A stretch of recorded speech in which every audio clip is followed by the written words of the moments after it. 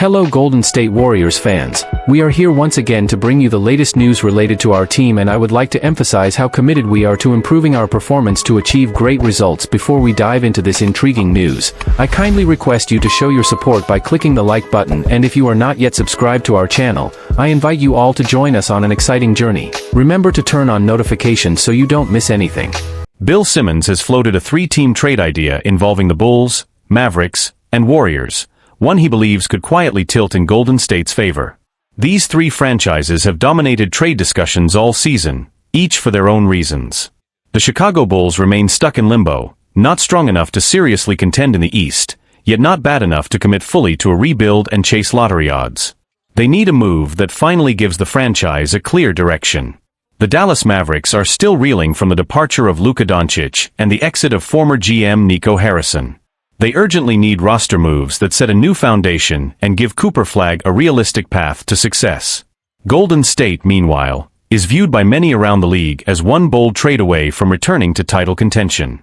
With Jonathan Kuminga as their most valuable trade chip, Bill Simmons believes that adding Daniel Gafford could give the Warriors a legitimate chance to win playoff rounds again.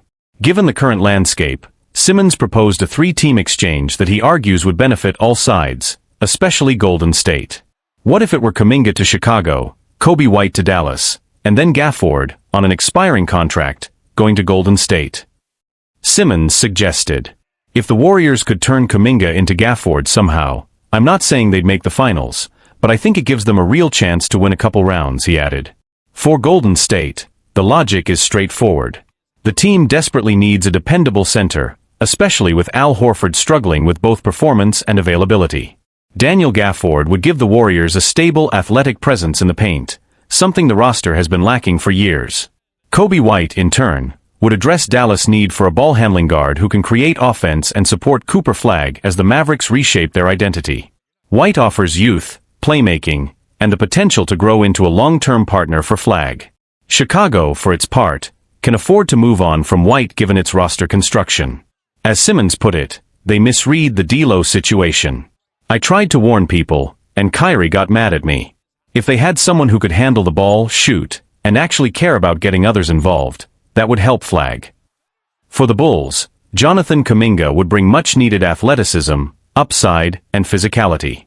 Pairing him with Josh Giddey could reshape their half-court offense, giving Chicago far more versatility and flexibility in how they attack defenses. In Simmons' view, each team walks away with something meaningful, but it's Golden State that could walk away with a piece that finally stabilizes its frontcourt and revives its playoff hopes. Simmons' proposal also sparked debate among executives and analysts who believe the Warriors are approaching a crossroads. Golden State has invested heavily in keeping its core together, but the results have been inconsistent, and the roster's structural flaws, most notably the lack of a true interior anchor, have become harder to ignore. For those who view Gafford as one of the league's most underrated rim protectors, the idea of pairing him with Draymond Green and Jimmy Butler has generated significant interest. Within the Warriors organization, there is an understanding that any move involving Kuminga would require a strong return. While still developing, Kuminga has shown flashes of becoming a high-level two-way forward. Yet the coaching staff has struggled to find a consistent role for him, and his fit next to Golden State's veterans remains an open question. That uncertainty has made league insiders speculate that the Warriors could be more open than ever to leveraging his value in pursuit of immediate help. On the Dallas side, the repercussions of such a trade would be significant.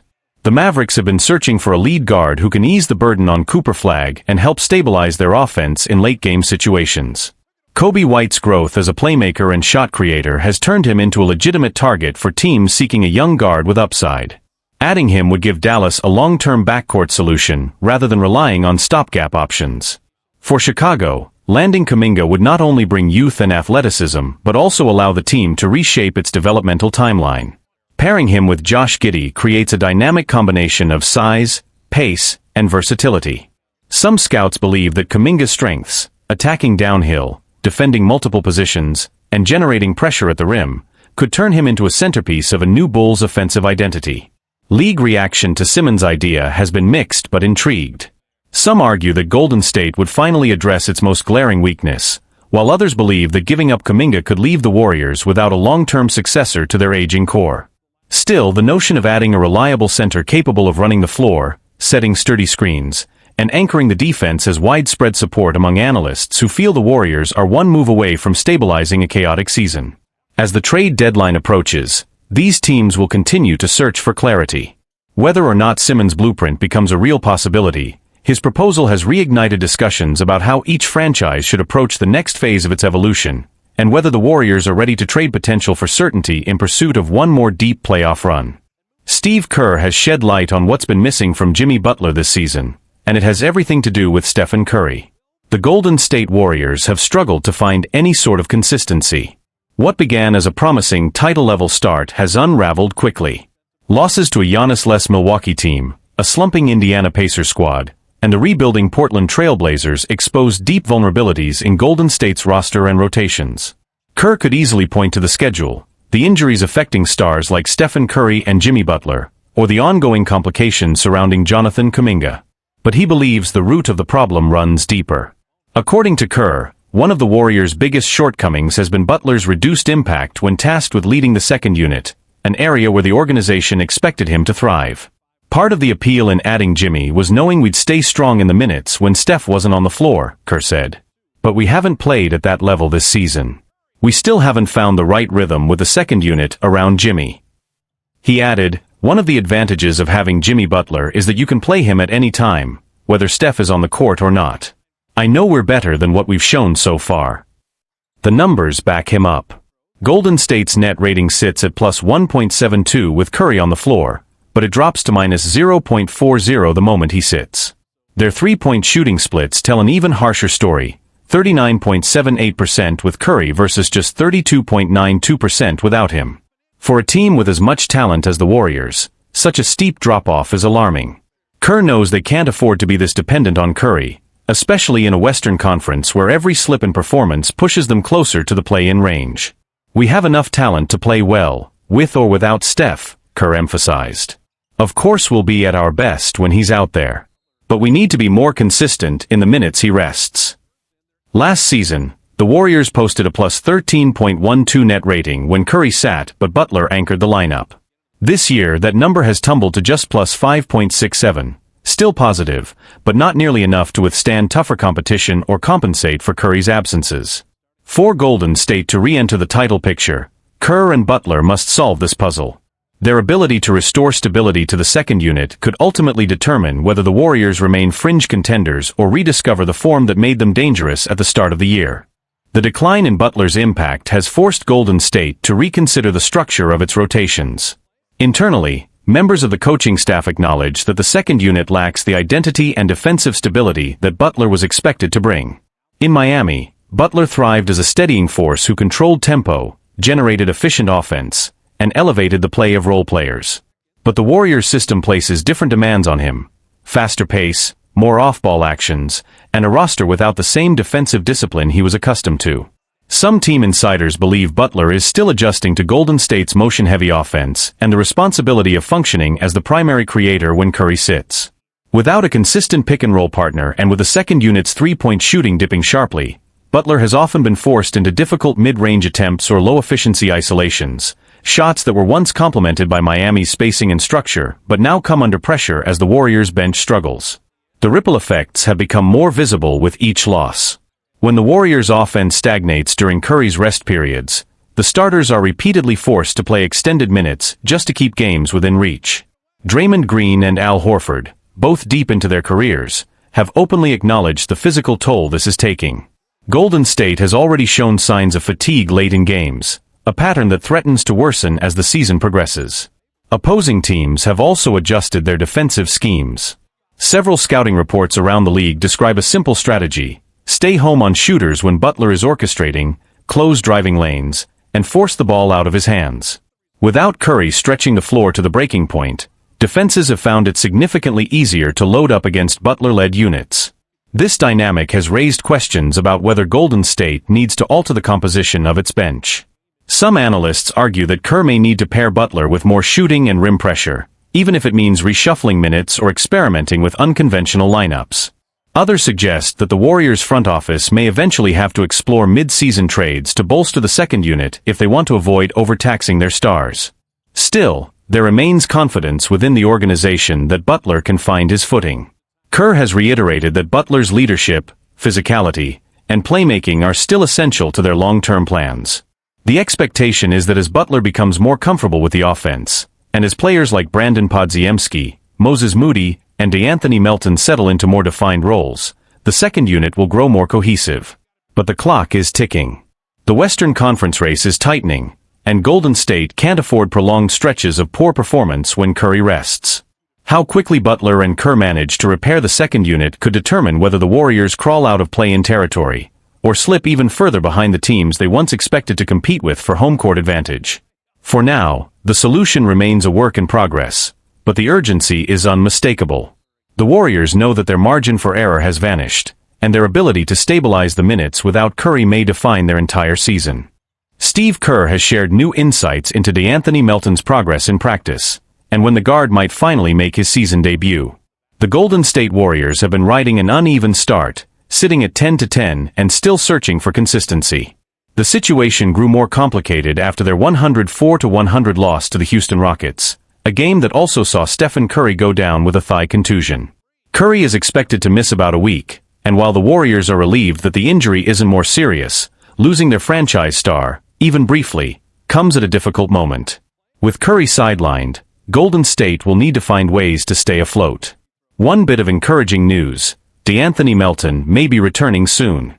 Veterans Jimmy Butler and Draymond Green didn't hold back after the loss, openly criticizing the team's defensive effort.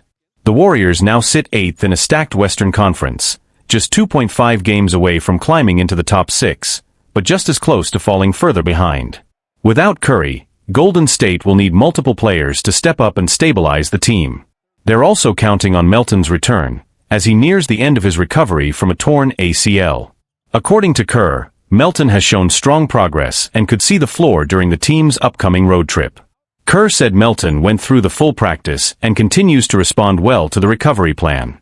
He'll miss the remainder of the current homestand, but there's a real chance he could suit up once we hit the road.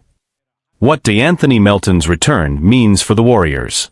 Once Melton is back in the rotation, Golden State plans to use him primarily as a defender on opposing guards, even though offensively, he operates more like a combo wing. Last season, Kerr experimented heavily with ultra-small lineups featuring Melton, pairing him with Curry, Gary Payton II, Brandon Podziemski, and Buddy Hield. Melton won't be inserted into the starting lineup right away, but he'll have the opportunity to earn a larger role as he regains rhythm and conditioning. In smaller looks, the Warriors could roll out a group of Curry, Melton, Moses Moody, Jimmy Butler, and Draymond Green. In bigger lineups, Melton would likely come off the bench as someone like Quinton Post fills the starting spot. Melton's return won't solve everything, but his defensive instincts, toughness, and ability to stretch the floor may be exactly what Golden State needs as they navigate this stretch without their superstar. Melton's potential return also comes at a moment when the Warriors are being forced to confront deeper issues that go far beyond injuries.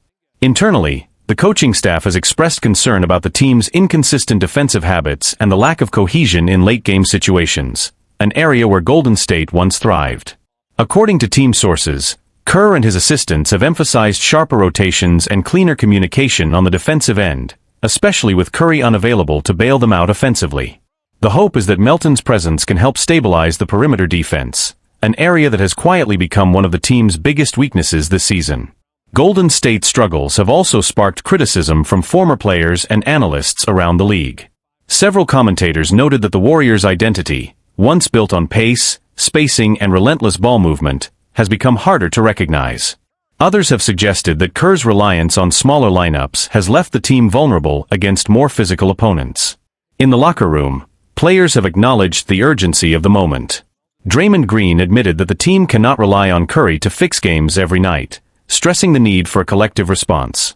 Jimmy Butler, who has been vocal since the loss in Houston, said the Warriors' defensive lapses are correctable, but only if the group commits to doing the small things with more discipline.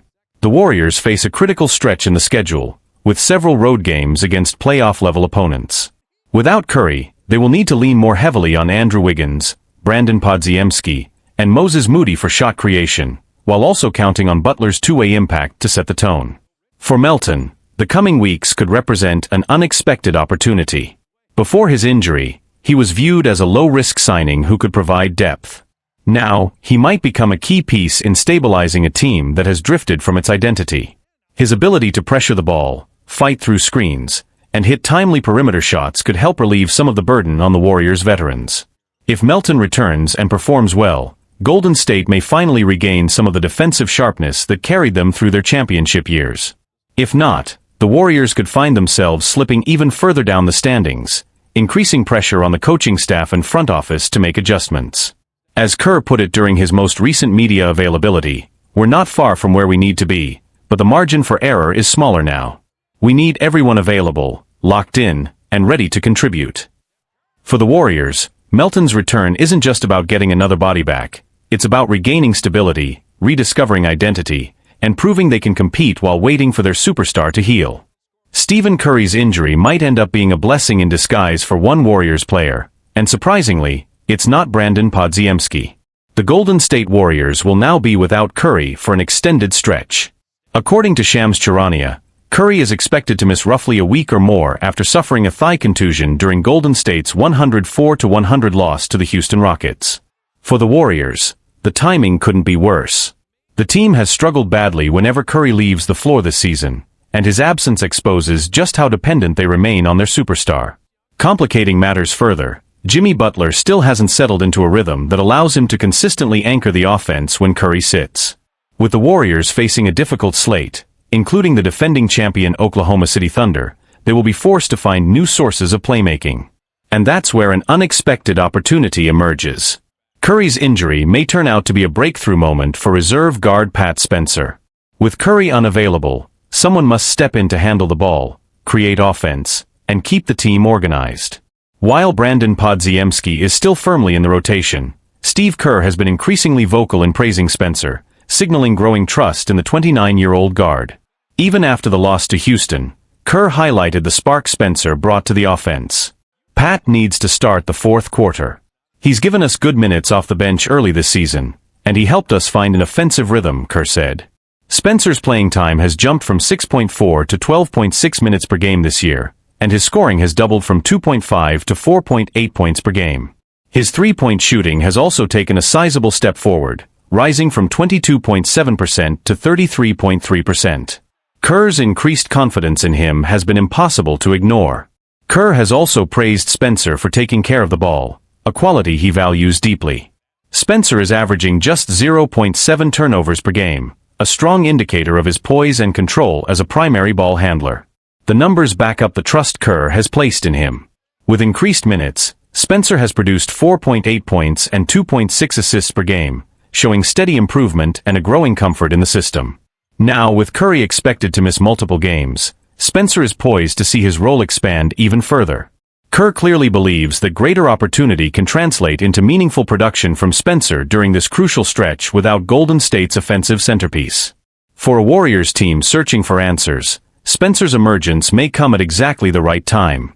Spencer's emergence also highlights a broader shift within the Warriors' rotation, one that has been slowly developing but is now impossible to ignore. With the roster dealing with injuries, inconsistency, and an evolving identity, Kerr has shown a willingness to reward steadiness and reliability over pedigree or draft status. Spencer, an undrafted guard who entered the league with little fanfare, has become a clear beneficiary of that philosophy. Internally, several members of the coaching staff have noted that Spencer's pace, decision-making, and willingness to stick to the system have made him one of the most dependable second-unit players in recent weeks. His approach contrasts with some of the more volatile performances the Warriors have seen from younger players, who tend to fluctuate between highlight moments and costly mistakes. The ripple effects of Spencer's increased role are already being felt. With him taking on more of the ball-handling responsibilities, Golden State has been able to shift Podziemski into more off-ball actions, where his movement and shooting are more effective. Moses Moody has also benefited, as Spencer's controlled tempo has allowed the second unit to get cleaner looks and avoid rushed possessions. Around the league, analysts have begun to take notice as well. Several commentators have pointed out that Spencer's confidence looks noticeably higher, and that he appears far more comfortable initiating the offense than he did a season ago. Some have even argued that his steadiness may force Kerr to rethink the guard hierarchy once the team becomes fully healthy. But the true test will come in the next stretch of games. With Curry out and the Warriors facing a tougher schedule, Spencer will be tasked with managing long offensive droughts, maintaining control in fourth-quarter minutes, and helping prevent the Warriors from falling further in the Western Conference standings. Kerr has hinted that Spencer will not simply inherit Curry's minutes, but he will be expected to provide structure, create advantages, and stabilize lineups that have struggled to generate consistent offense. In a season marked by volatility, Spencer's reliability could quickly become one of Golden State's most valuable assets. If he continues to deliver, the guard could carve out a long-term role that goes well beyond this brief window. And for a Warriors team fighting to stay competitive while waiting for their superstar to recover, that development may prove to be one of the most important silver linings of the season. Jimmy Butler and Draymond Green didn't hold back after the Golden State Warriors' latest collapse. Their frustration reached a boiling point following another disappointing loss, this time to the Houston Rockets in an NBA Cup matchup. Golden State squandered a 14-point lead against a Rockets team missing Kevin Durant, exposing once again their lack of composure against top-tier opponents. To make matters worse, Stephen Curry suffered a thigh injury in the fourth quarter and had to leave the game in the final seconds for further evaluation.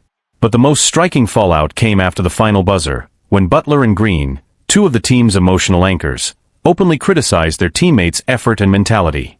Jimmy Butler called out the Warriors' lack of execution and insisted Steve Kerr wasn't to blame.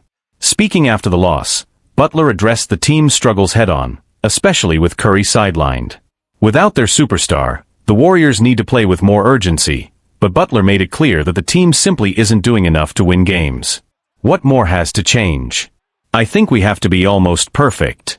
We don't have that ultimate savior on our team, Butler said. And even when he's out there, we still have to do our jobs, because we make the game way harder than it needs to be. He continued, highlighting how much burden Curry carries night after night. As great as he is, he has an incredibly tough job. Every day, he has to be the Batman of all Batmans. That's not what he's here for. Butler went further, pointing to fundamental breakdowns the team keeps repeating. We don't box out. We don't follow the scouting report.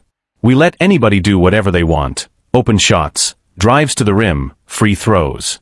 It's just sad. He emphasized that the responsibility lies with the players, not the coaching staff. I don't know, and honestly, I don't care.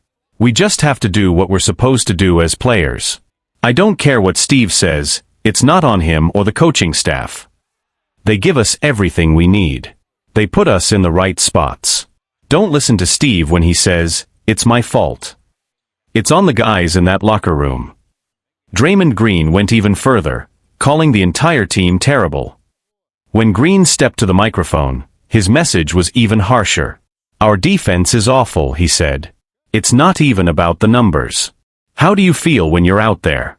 If it's disappointment after disappointment, it's deeper than the stats. Green criticized the team's lack of physicality and presence. Defense is about posture. If someone breaks your posture, they break your swagger. And then you're just a weak team. What does the other team feel when you're guarding them? Right now, they feel nothing. No pressure. Even if we get stops here and there, where's the force? He challenged every player individually. We don't have that.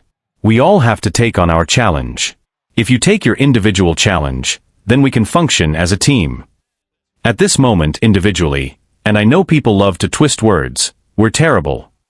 Green's comments echoed the frustrations he expressed weeks earlier regarding the team's lack of personal motivation. Butler has also mentioned that Green has been furious about the Warriors' defensive effort since the start of the season. This feels like a breaking point for Golden State. With a disappointing start, mounting injuries, and growing tension inside the locker room, the Warriors may be running out of time. Unless drastic changes are made soon, there may not be much season left to save. The fallout from Butler and Green's comments was immediate. Inside the Warriors organization, there was a clear understanding that such strong language wasn't accidental. It reflected a deeper growing frustration that had been simmering for weeks as the team continued to stumble through a season filled with inconsistency, injuries, and a glaring lack of urgency. According to team sources, some players were taken aback by how bluntly Butler and Green addressed the issues publicly. While both veterans have long been known for their honesty and willingness to confront problems head-on, this time the tone felt different, more desperate, more urgent, and more reflective of a team that senses its window closing. Internally, the coaching staff is now facing a significant challenge, maintaining trust and cohesion in a locker room that has begun pointing fingers. Kerr has always emphasized accountability and clarity, yet the very leaders who usually support his message are now calling out their teammates with unprecedented intensity. Around the league, analysts and former players have weighed in as well. Many believe Butler and Green's comments highlight a fundamental problem with Golden State's current construction. The blend of aging veterans and developing young players has yet to mesh the way the organization envisioned, leaving the team stuck between competing timelines. Some insiders have suggested that the Warriors' front office may need to explore roster adjustments sooner than expected. While no major move appears imminent, pressure is mounting, especially with the team slipping in the Western Conference standings. Executives reportedly understand that standing still could jeopardize not only this season, but the entire competitive structure the franchise has spent years trying to preserve. Meanwhile, Curry's injury looms over everything. Without him, Golden State has historically struggled, and the Warriors now find themselves without their offensive engine and emotional stabilizer. If he misses significant time, the burden on Butler and Green, already heavy, will grow even heavier. For a team that has relied on Curry's brilliance to erase mistakes and mask underlying problems, his absence exposes every flaw. Players close to the situation admit privately that the Warriors' margin for error is now almost non-existent. Some believe the only way forward is for the entire roster to embrace the uncomfortable truths Butler and Green spelled out. Others worry that such public criticism could fracture the team further, especially among younger players who are still learning how to handle adversity at the NBA level. Still, the message from Golden State's two vocal leaders was unmistakable: the team must change its habits or accept its fate.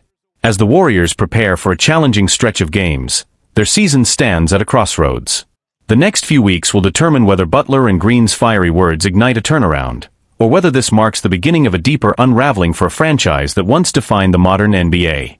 If the Warriors cannot respond with urgency, discipline, and unity, the repercussions could reach far beyond this season, raising questions about strategy, roster construction, and the future of one of the league's most storied cores. NBA fans are pointing fingers at Steve Kerr after Stephen Curry suffered a thigh contusion late in the Warriors' loss, some even comparing Kerr's decisions to Tom Thibodeau-level minutes. Many believe Curry wasn't adequately protected by the Golden State Warriors head coach, and that the oversight directly contributed to the injury.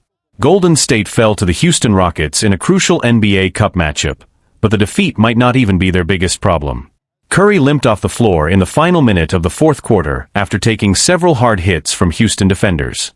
His injury could send the Warriors into a dangerous downward spiral, especially with the team already sitting at a disappointing 10-10. But in the eyes of many Warriors supporters, the blame doesn't fall on Houston, it falls on their own coach. NBA fans blast Steve Kerr for failing to protect Curry. As soon as Curry hobbled off the court, fans took to social media to criticize Kerr for leaving him exposed in a game that was slipping away. One fan on X wrote, "Chef getting the Tom Thibodeau treatment from Kerr, running him into the ground with those tiny lineups." Another added, "Warriors media needs to tell Kerr he cannot keep playing four guards at once. When is he going to learn?" A third fan tried to predict the severity of the injury on the spot: thigh contusion. Probably out 1 to 2 weeks. A fourth demanded accountability: "Please ask Kerr about these rotations." Not all fans blamed the coach, though. One pushed back, writing, "The referees need to be investigated." Another shifted the blame toward Houston. "The Rockets try to hurt this guy every time they play the Warriors." Steve Kerr confirmed Stephen Curry suffered a right thigh contusion. Speaking after the loss, Kerr told reporters that Curry sustained a right quad contusion and was undergoing an MRI. "When I heard it was a quad contusion, I was relieved," Kerr admitted. "Better than an ankle or knee injury." Early expectations suggest Curry may miss 1 to 2 weeks, leaving the Warriors with a challenging stretch ahead as they attempt to stay afloat without their superstar. But if Curry's recovery takes longer than anticipated, Golden State may have no choice but to consider significant changes to their roster in hopes of salvaging what's left of an already fragile season. Beyond the immediate injury update, Curry's situation has intensified a growing conversation around the Warriors' internal issues, problems that have been simmering beneath the surface for weeks. With Klay Thompson struggling to find consistency, Draymond Green serving multiple suspensions, and the bench offering little stability, the Warriors have leaned harder than ever on Curry to keep them competitive. That dependency is now being exposed in real time. As analysts pointed out after the game, Kerr's rotation choices have become a recurring concern.